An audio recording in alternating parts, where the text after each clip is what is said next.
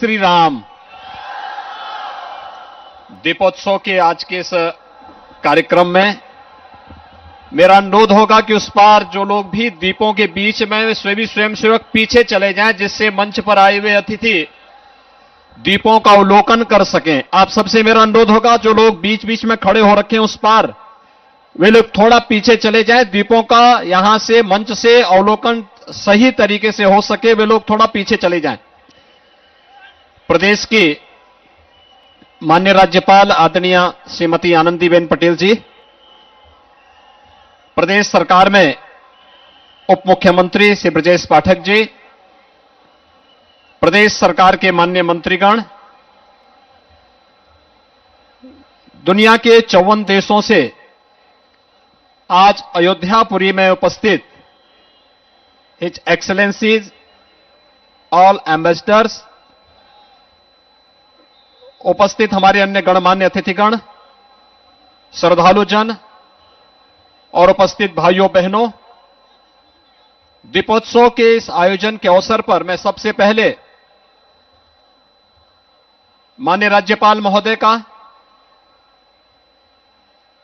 दुनिया के 54 देशों से उपस्थित माननीय राजदूतों का और दूतावास के सम्मानित वरिष्ठों का, मैं महानुभावों का, मैं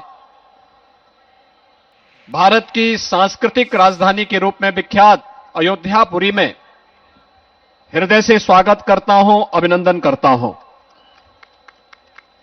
भाइयों बहनों, मैं आभारी हूं आदरणीय प्रधानमंत्री जी का, विदेश मंत्रालय से जुड़े हुए अधिकारियों का,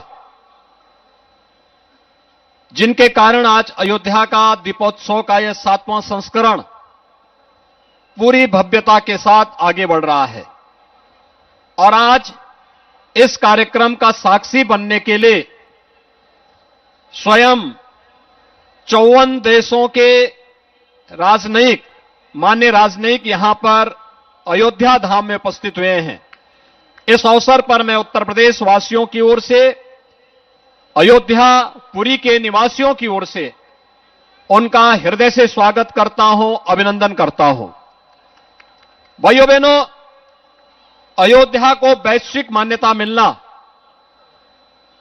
आदरणीय प्रधानमंत्री जी के विजन का हिस्सा है और दीपावली के अवसर पर यह आयोजन इसका एक प्रमाण है। दीपावली का आयोजन पूरे भारत के अंदर भगवान श्री राम के 14 वर्ष के वनवास के उपरांत अयोध्या वापसी की स्मृति में मनाया जाता है। और 14 वर्ष के उन वनवास कालखंड में केवल वन्य जीवन का भ्रमण ही भगवान राम ने नहीं किया था, बल्कि एक और वन्य क्षेत्र में रहने वाले निवासियों को अभय प्रदान करना, तो दूसरी ओर नकारात्मक ताकतों का, राक्षसी प्रवृत्तियों का सर्वथा अंत करने का जो संकल्प प्रभु श्री राम ने लिया था, उस संकल्प की पूर्ति के फलस्वरूप अयोध्या आगमन राम राज्य के आधारशिला की शुरुआत थी। और संपूर्ण आर्यावर्त में, संपूर्ण भारत में राम राज्य की इस अवधारणा को, जिसमें व्यक्ति व्यक्ति के बीच में जाति, मत, मजहब, क्षेत्र, भाषा के आधार पर कोई भेदभाव न हो, बल्कि जो भाव प्रधानमंत्री जी ने 2014 में देशवासियों के सामने रखा था, सबका साथ, सबके विकास का, उसको मूर्त रूप में सबके सामने रखना, और यह भी अयोध्यापुरी के माध्यम से तब भाइयों बहनों, जब जनवरी मास में अयोध्या में प्रभु श्री राम के भव्य मंदिर का कार्यक्रम पूरा होने जा रहा है और रामलीला स्वयं 500 वर्षों के बाद उसमें विराजमान होने के लिए आ रहे हैं। इस अवसर पर दीपोत्सव का आयोजन और भी भव्यता के साथ आज यहां पर आयोजित हो रहा है। इस अवसर पर मैं आप सभी को, पूरे प्रदेशवासियों को दीपावली की, दीपोत्सव की हृदय से बधाई देता हूं, अपनी शुभकामनाएं देता हूं।